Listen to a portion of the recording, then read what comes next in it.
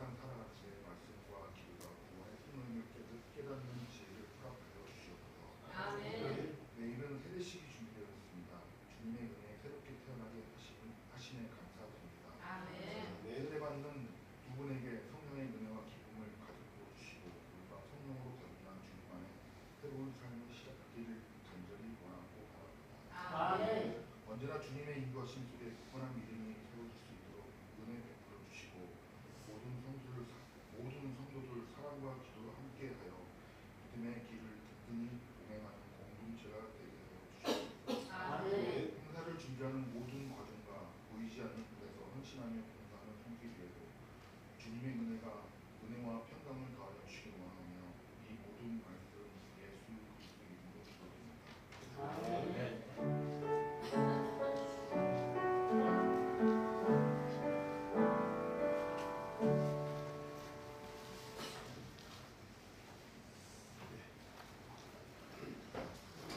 마이크를 조금 볼륨을 좀 높여주시든지 사회자서 또 기도가 안 되는 참 내용이 정말 안 되고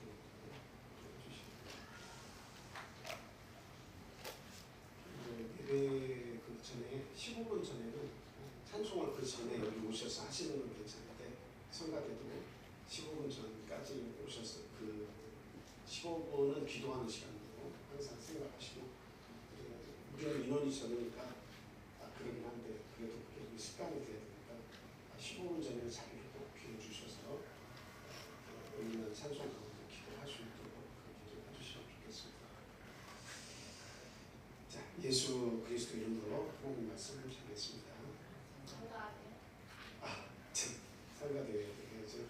성가대 찬양 듣겠습니다.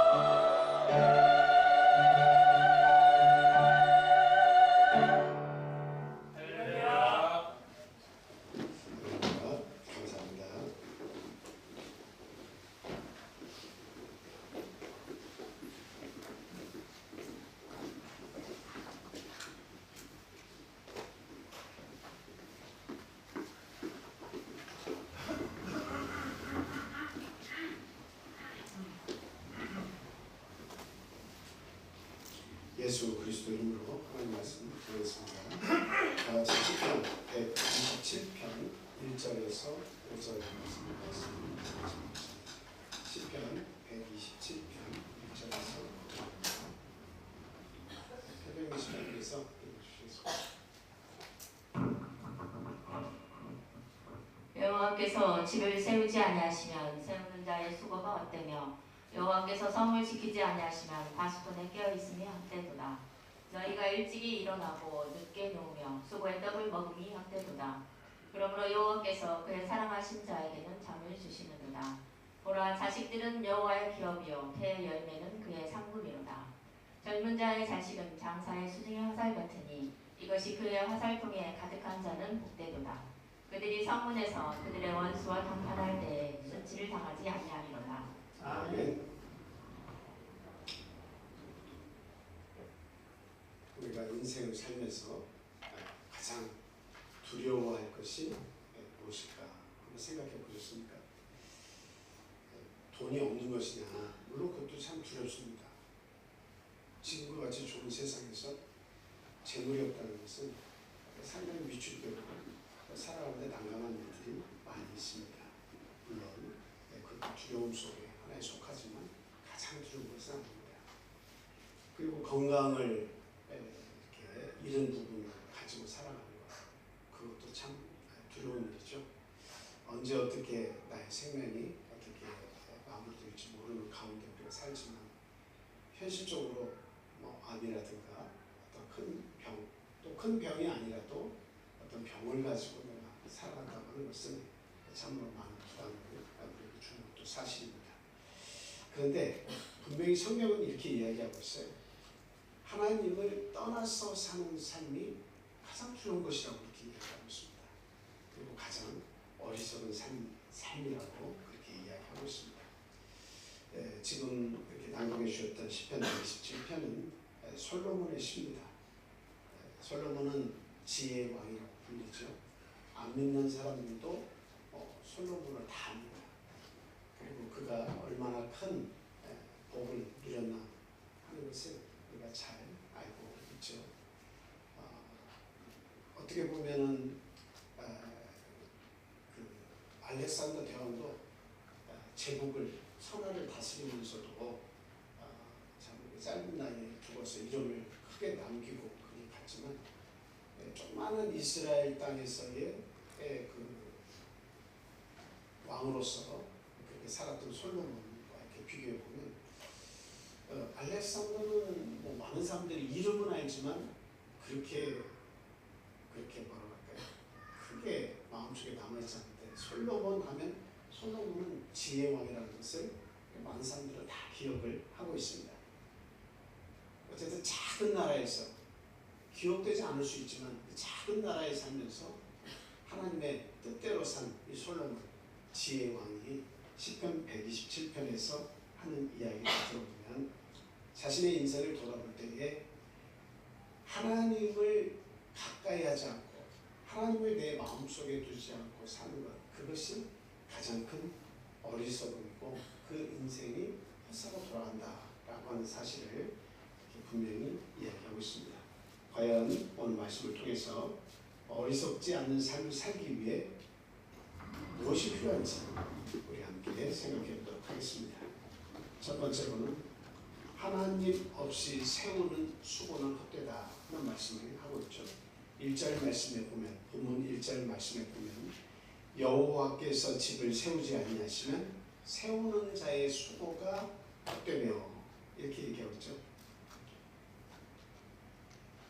요즘에 그 건축 자재를 보면 참 놀라운 일들이 많습니다. 과거에 교회를 지을 때 보니까 H빔을 제작을 해서 이렇게 설치를 하잖아요. 근데 그 기초를 세울 때 앙카를 다 심고 거기다 베이스 판을 이렇게 용접을 해가지고 거기에다가 앙카를 베이스판 위에 올라온 앙카 위에다가 H빔을 이렇게 다 끼워야 되거든요. 근데 나중에 다 끼워가지고 보면 이렇게 밑에서는 맞는데 위에서 안 맞아가지고 여기가 이렇게 체결이 딱 돼야 되는데 체결이 안 되는 거예요. 그리고 어디에서는 베이스판을 깔았는데 그 위에 간격 중간에 진행하는 보들이 다 연결이 되는데 여기는 밑에 베이스하고 안 맞아가지고 따로 드릴로 구멍을 뚫어서 거기에다가 앙카를 심기도 하고, 그래서 거기가 그 현장에서 맞춰가지고 이렇게 새로운 제작을 한다든가 해가지고 건축을 하는 게 굉장히 많았어요. 근데 제 교회 건축할 때 보니까 조금도 틀림이 없어요. 참 희한하더라고요. 그 컴퓨터로 다 HBM을 재단을 하고 그리고 구멍을 다 뚫어와서 여기에서 다 그 앙카가 올라온 데다가 다 씹어가지고 탁 하면 전체가 하나도 틀어짐이 없이, 그리고 또 나중에 조금씩이라도 틀어지면 기계로 다 봐가지고 측정을 해가지고 그것을 다 바로 사용하는데 이 밑에가 움직이는 법이 없더라고요. 그래서 그 기초와 그 자재 또 모든 공법이 아주 참 이건 고도의 과학하게 되었다 이런 생각이 들더라고요. 우리가 아무리 튼튼한 기초와 자재를 사용한다고 해도 그 집이 하나님을 의지 않고 지어진다면 성경은 뭐라고 이야기하고 있습니다. 모래 위에 지어진 것과 같다 이렇게 이야기하고 있습니다. 모래 위에 지은 집은 어때요? 바람이 불고 홍수가 나고 그러면 결국 모래가 다 쓸려 나가서 아무리 튼튼한 집이라도 다 넘어지겠죠. 다 쓰러지겠죠. 인생을 집을 짓는 일에 성경은 비유하고 있습니다. 우리의 인생이 아무리 좋은 재료들, 자기가 배운 지식이라든가 그리고 또 자기가 성공해서 만든 재물이라든가 또 타고난 건강이라든가 기타 많은 것들을 내가 가지고 있다 할지라도 그 인생을 짓는 데에 하나님의 도움이 없으면 결국 내 인생을 세우는 데는 허사가 두고 간다라고 하는 사실을 성경은 지속적으로 얘기하고 있습니다. 창세기 11장 4절에 보면 바벨탑 사건이 나는데요. 거기에 보면 사람들이 하나 있어요. 거기에서 우리의 이름을 내자라고 말을 하고 있습니다. 우리의 이름을 내자. 결국 사람은 이런 공명심, 자기를 사랑하는 마음, 이게 굉장히 크죠.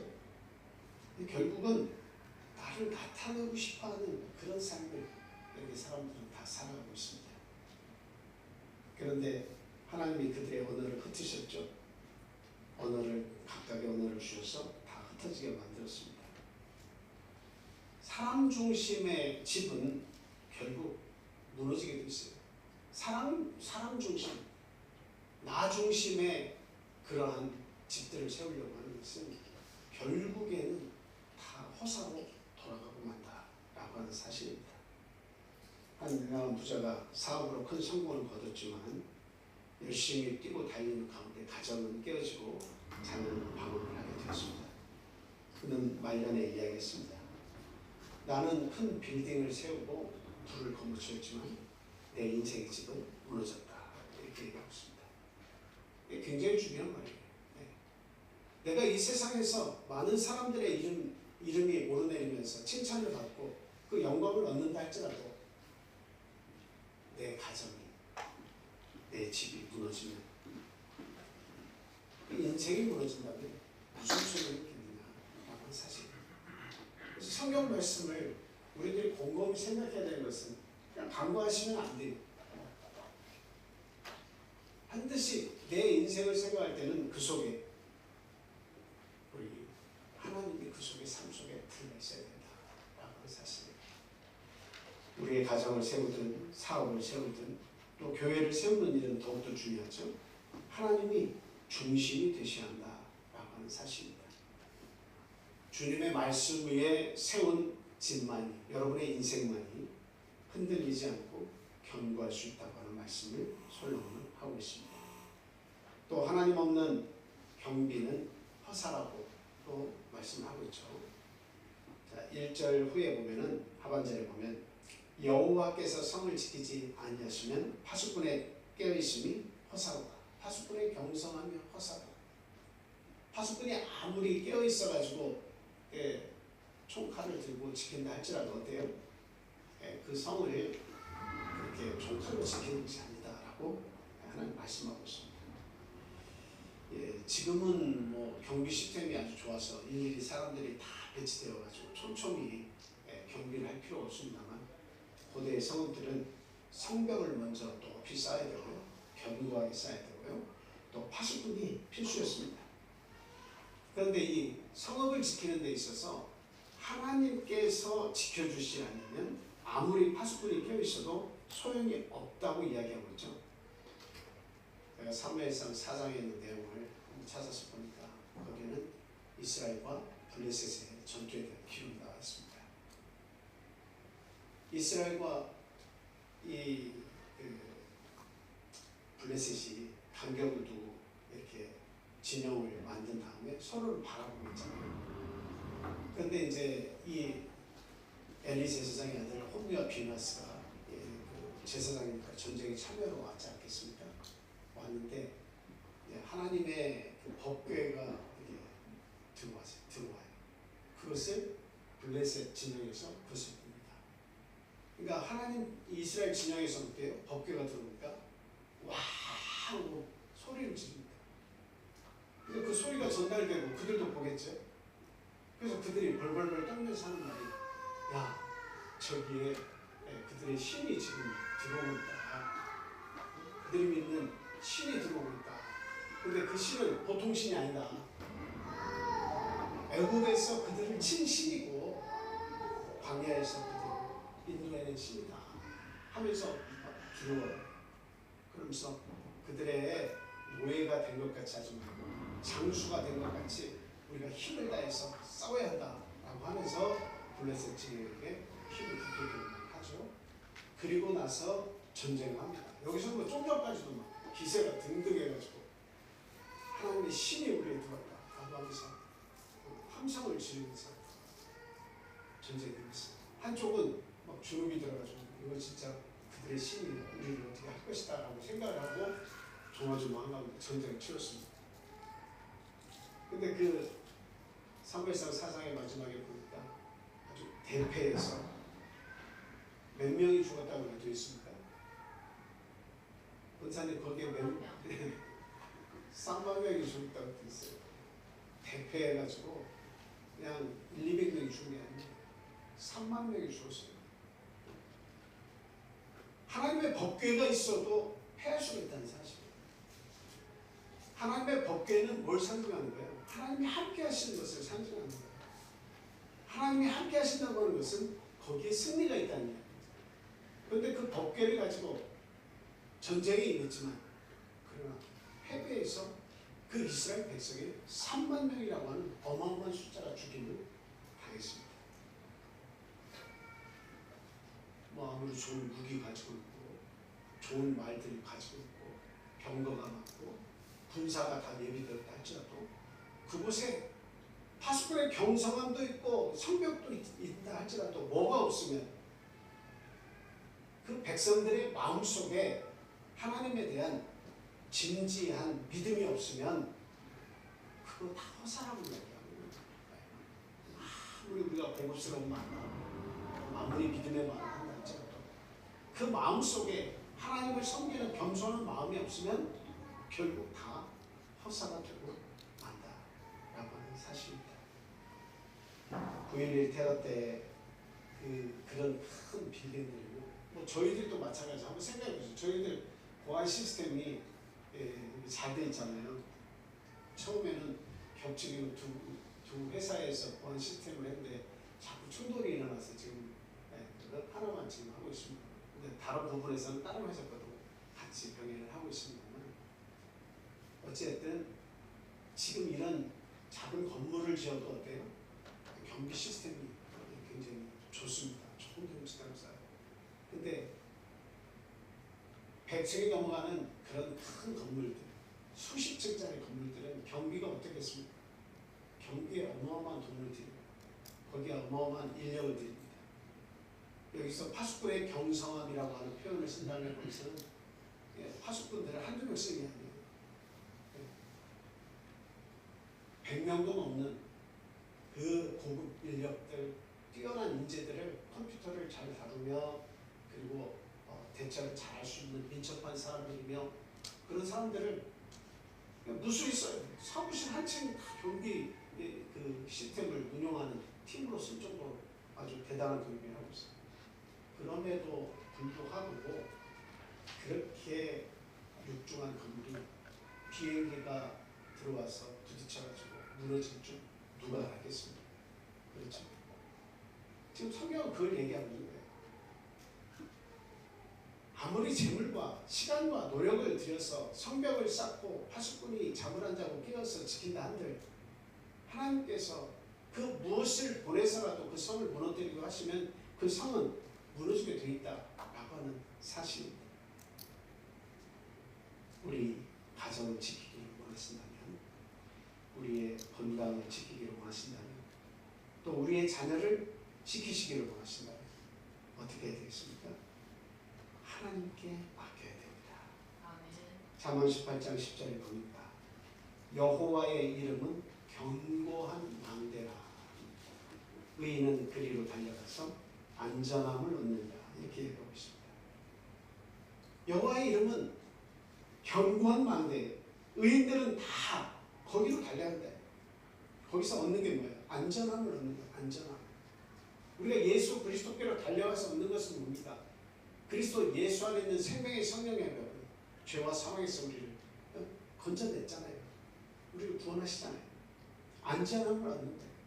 그리스도 안에는, 예수 안에는 이런 안전함이 있다는 사실. 그래서 우리가 여호와의 이름인 예수 그리스도 이름으로 침례를 주고 또 예수 그리스도 이름으로 아버지 이름으로 우리가 기도를 하는 것이다 하는 겁니다. 그래서 하나님 없는 어떤 경비, 어떤 재앙을 막고자 하는 그런 것들은 다 인간의 노력들은 화사가 되고 만다. 이렇게 말씀을 드립니다. 세 번째로는 하나님이 안 계신 수고들, 이거 역시도 다 헛되다라고 하는 거죠. 첫 번째 말씀드렸던 집을, 인생의 집을 세우는 데에 대한 말씀이고, 그리고 이 세 번째는 하나님이 없는 내 수고는 모든 것이 다 헛되다는 말씀이죠. 자, 2절 본문 2절 말씀이 이렇게 기록되어 있습니다. 너희가 일찍 일어나고 늦게 누우며 수고의 떡을 먹으니 헛되도다. 이렇게 얘기하고 있습니다. 일찍 일어나서 밤 늦게까지 수고를 하는 사람들이 얼마나 많습니까? 어떤 사람은 쪽잠을 자면서 그 아르바이트를 4개, 5개를 하는 분들도 있더라고요. 교수에다가 강의를 하는 거죠. 어느 학교 교수에다가 그 다음에 옷을 팔고 그 다음에 신문을 배달하고 그리고 그 아이들 축구, 초등학교에 가서 축구를 가르치고 하여튼 이게 4개, 5개를 하루에 그것을 소화해내면서 사는 거예요. 참 대단하다. 어떻게 저렇게 살지? 그렇게 사는 사람들이 그 사람만 그런 게 아니라 많이 있어요. 새벽부터 일어나서 밤늦게까지 그 좁은 틈에서 살면서 제대로 된 방도 아니고 갖춰진 방도 아니고 딱딱한 마루에서 그냥 일을 마치고 나면 거기에서 잠자고 또 일어나서 거기서 일을 하고 이런 사람들도 상당히 많습니다. 또 하나님을 알지 못하고 살아가는 그 세월, 그 수고는 결국 공허로 마감하게 돼 있다라고 하는 사실이에요. 우리가 전에 말씀 공부했지만 전도서 2장 11절에 보면 내가 수고한 모든 것이 다 헛되어 바람을 잡는 것이며 해 아래서 무익하다라고 솔로몬이 이야기했습니다. 어떤 사람은 평생 돈만 벌고 모았지만 정작 은퇴 후에는 건강을 잃어서 자기가 만든 그런 재산을 누리지 못하는 그런 경우가 있어요. 얼마나 많은지 몰라요. 열심히 살아와가지고 이제 좀 누리려나 싶었는데 근데 건강이 원활하지 못해서 누리지 못하는 사람. 이건 뭐 너무나 많죠. 너무나 많아요. 그리고 저는 목회를 하다 보니까 이런 분 저런 분 많이 계시지만 좀 안타까운 분을 봤는데 건강도 다 있고 재물도 다 있고 그리고 정년 퇴직까지 열심히 하셔서 몸 운동도 다 있는데 그 동생 내외하고 두 분이 함께 이제 퇴직을 했습니다. 여행을 떠나자 하고서 국내에는 그 트럭 앞에하고 뒤에하고 네 분 앉아서 운전하시는 트럭 있잖아요. 동생분의 트럭을 같이 타고 즐겁게 출발했는데 사고가 나가지고 바로 거기서 그 퇴직하신 분이 돌아가셨어요. 운전을 한 번에 자연인데 돌아가셨어요. 건강도 있고 재물도 있고 땅도 있고 모든 것이 다 명예도 있고 상당히 고위직에서 퇴직을 하셔가지고 모든 걸 다 가지신 분들 이렇게 뭔가 퇴직을 기념할 만한 여행을 하자고 그 자매님의 동생 내외하고 같이 여행을 하자고 해서 첫 여행에서 그런 일을 당하셨습니다. 이런 일을 당하면 이해가 안 돼요. 본인은 이해가 안 돼요. 하나님이 함께 하신다고 믿고 하나님께 내가 헌신한다고 이렇게 나와서 살고 있는데 하나님께서 이런 일을 주시면 이해가 되겠습니까? 근데 그 자매님은 잘 견뎌내셨어요. 잘 견뎌내셨어요. 잘 이겨내셨습니다.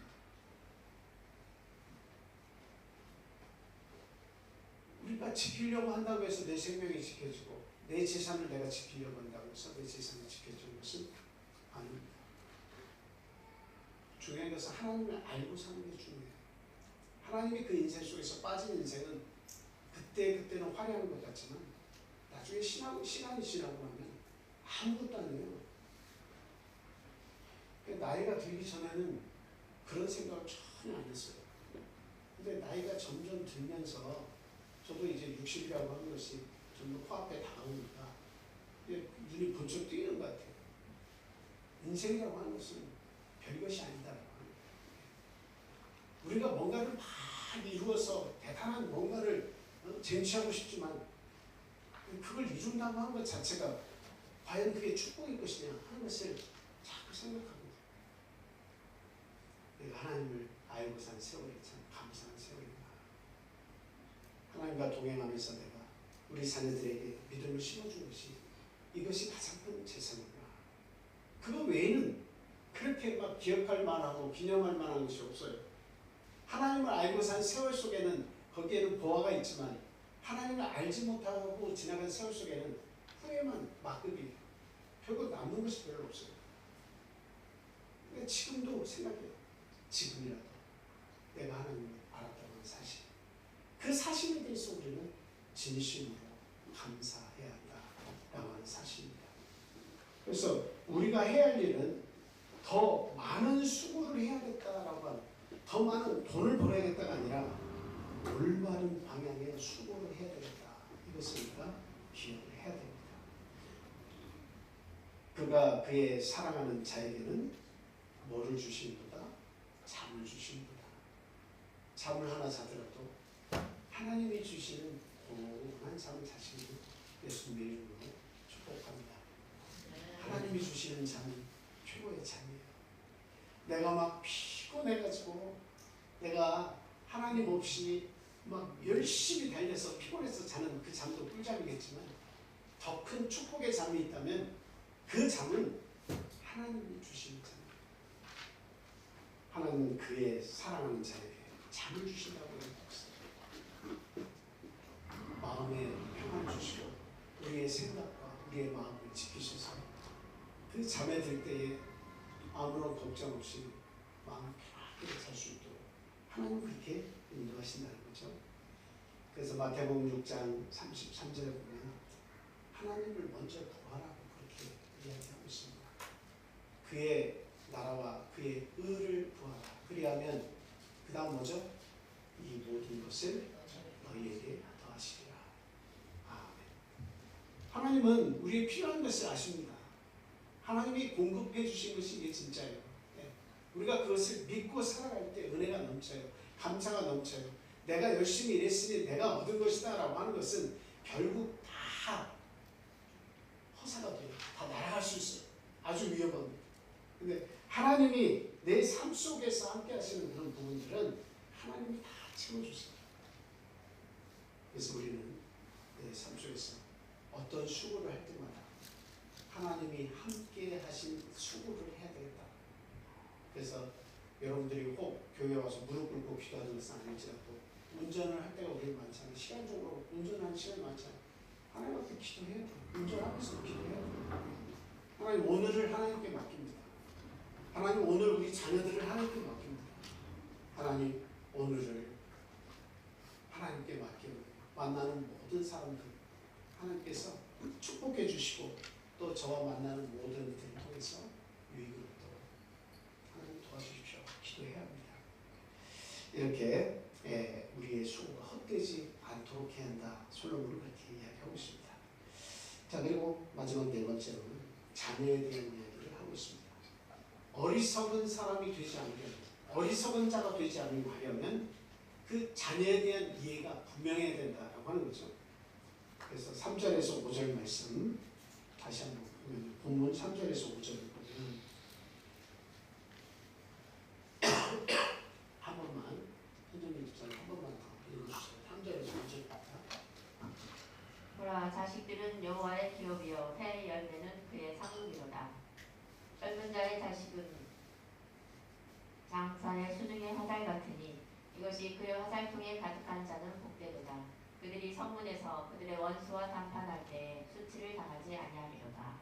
아멘. 여기서 보니까 여호와의 기업이다. 자식들은 여호와의 기업이다. 그리고 태의 열매는 그의 상급이다. 이렇게 이야기를 하고 있습니다. 자녀는 여러분 어때요? 세상 사람들 중에는 내 짐이다라고 이야기하는 사람 많이 있죠. 내가 낳았지만 참 짐 중에 하나다라고 생각을 하는 그런 부모들이 요즘에는 많이 나타나고 있습니다. 요즘에는 100억을 상속하고도 그 자식들에게 죽임을 당하는 부모도 있더라고요. 최근에 보니까 참 묘지경의 속이에요.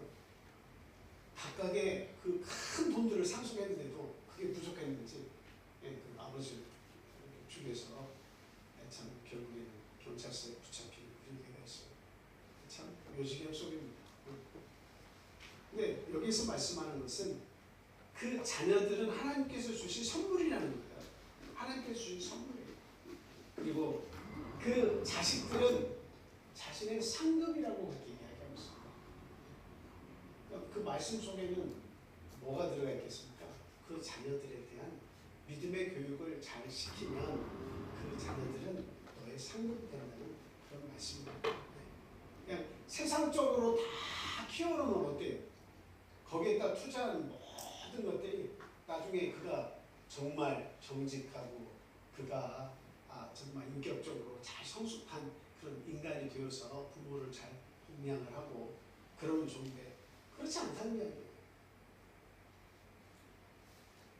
지금도 보면 하나님을 제대로 믿는 자녀들의 그 마음속에 부모를 공경하려고 하는 마음들이 큽니다. 순종하려고 하는 마음들이 커요. 근데 하나님을 제대로 인식하지 않는 자녀들은 자기 마음대로 살아가려고 하는 마음이 커요. 부모의 간섭을 받지 않으려고 하는 것들이 굉장히 큽니다. 중요한 것은 내 상급이 되려면 내 자녀들을 어떻게 키워야 된다는 거예요. 반드시 하나님께 맡겨서 믿음으로 클 수 있도록 지도하고 인도해야 된다는 거예요. 그 책임이 부모에게 있다는 거예요. 그래서 후회하지 아니하려면 어떻게 해야 돼요? 우리의 자녀를 하나님이 주신 선물이라고 하고 그 자녀들을 하나님께 맡기는 삶을 살아야 한다라고 하는 사실입니다. 아브라함과 사라에게 주신 이삭이나 한나의 눈물 기도 기억하시죠? 그 기도에 응답해서 주신 사무엘 선지자나 모두가 다 하나님이 주신 선물이죠. 그 하나님이 주신 선물들을 통해서 이 이스라엘이라고 하는 나라가 만들어졌고 또 그 이스라엘 나라의 그 선지자를 통해서 그 나라가 안전함을 이뤘습니다. 이것이 한나의 상급이 되고 아브라함의 상급이 되는 겁니다. 그래서 훌륭한 아들, 딸들을 통해서 하나님의 일들을 할 때 그게 나의 상급이 되는 거예요.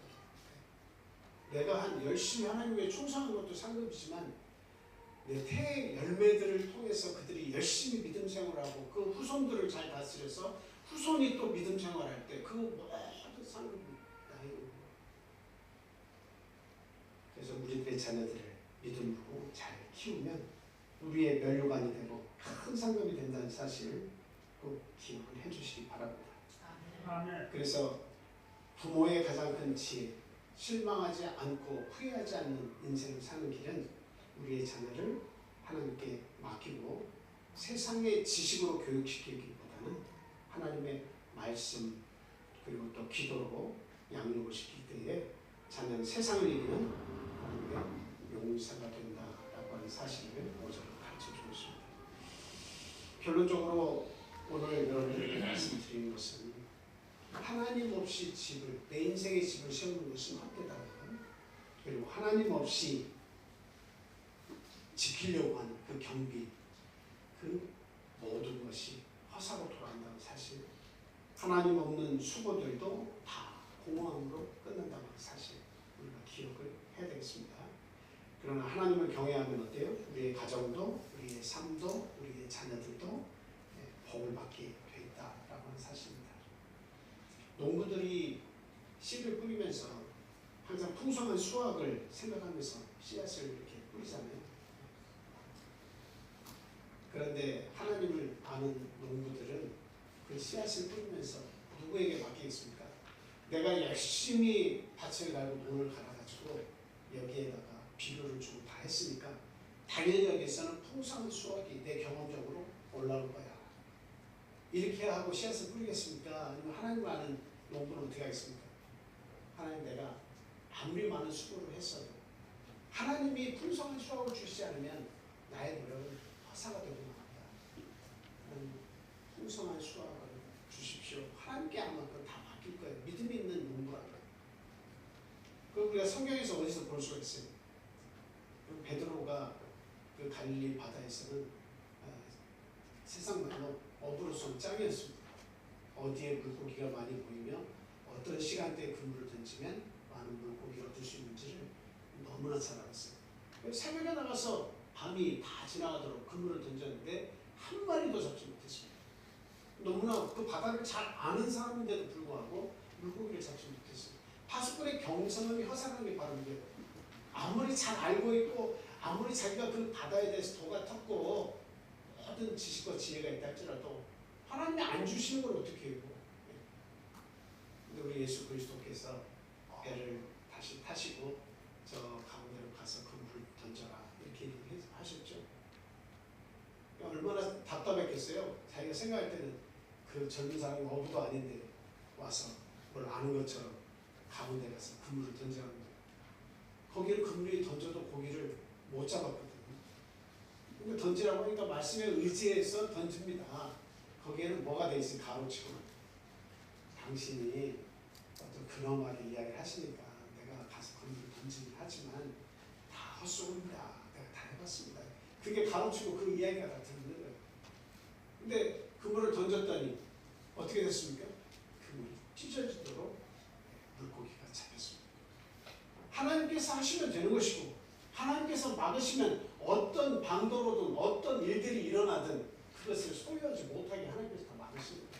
하나님께서 물고만 터주시면 좋은 사람 만나서 우리의 인연이 좋은 인연이 돼서 내 인생이 펼쳐질 수도 있고 내 인생이 갖춰진 인생이 될 수도 있습니다. 내 인생을 세우기를 원하십니다. 축복받는 삶으로 변화되기를 원하십니다. 누구 중심의 삶을 살아야 돼요? 하나님 중심의 삶을 사셔야 됩니다.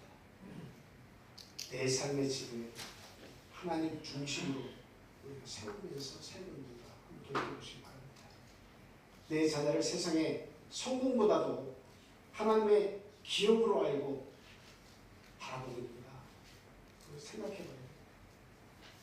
그리고 모든 것을 하나님께 맡김을 통해서 오는 그 평안과 잠을 나는 자고 있는가 한번 우리가 생각해봐야 됩니다. 그래서 오늘 시편 120편의 말씀처럼 여호와께서 세우시지 아니하면 모든 것이 헛되다라고 하는 사실을 보면서 어리석지 않고 지혜 있는 인생을 우리들이 이 말씀을 기억하면서 살도록 힘을 다해 주시기를 예수님의 이름으로 부탁을 드립니다. 기도하겠습니다.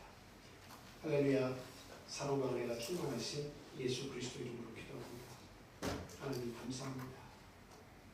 우리의 죄 많은 인생을 하나님 사랑해 주셔서 당신 곁으로 불러주시고 물과 성령으로 거듭나게 하셔서 하나님의 자녀 삼아주시니 진심으로 감사드립니다. 우리들은 시간만 나면 세상을 향해서 눈을 돌리고 그 욕심을 채우기 위해서 불철주야 노력하며 열심히 뛰면서 살고 있습니다. 그러나 성경은 오늘 본문 말씀을 통해서 우리에게 분명히 이야기하고 있습니다. 하나님이 없는 수고를 모든 것이 헛되다고, 아무리 지키려고 해도 지킬 수 없다고 이야기하고 있습니다. 하나님, 그동안 저희의 살아온 삶을 돌이켜보게 하시옵소서. 하나님 없이 든든한 인생을 지으려고 했다면 그 마음을 바꿔주시고 하나님을 마음속 깊이 모실 수 있는 지혜로운 자가 되게 주님 도와주시옵소서.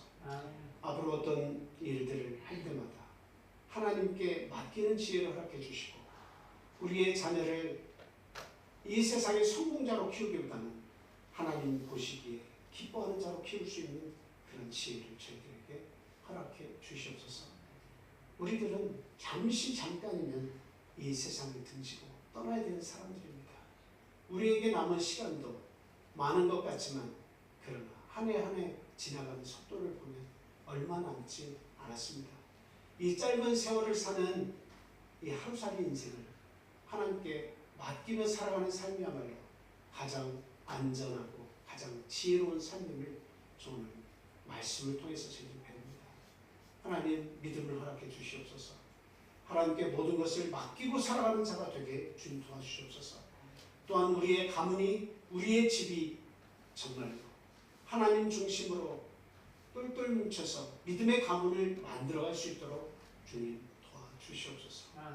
오늘 귀한 안식일을 저희에게 허락해 주셔서 하나님의 말씀을 통해서 저희들에게 깨우침을 주시니 주님 감사합니다.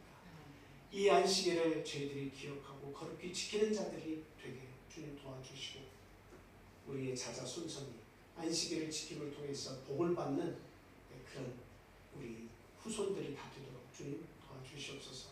오늘에 일어나는 모든 일들 위에도 하나님 은혜가 넘치도록 하나님께서 함께해 주시고 내일 있을 세례식에도 하나님의 사랑과 은혜가 함께하는 놀라운 세례식이 될 수 있도록 주님 함께하여 주시옵소서.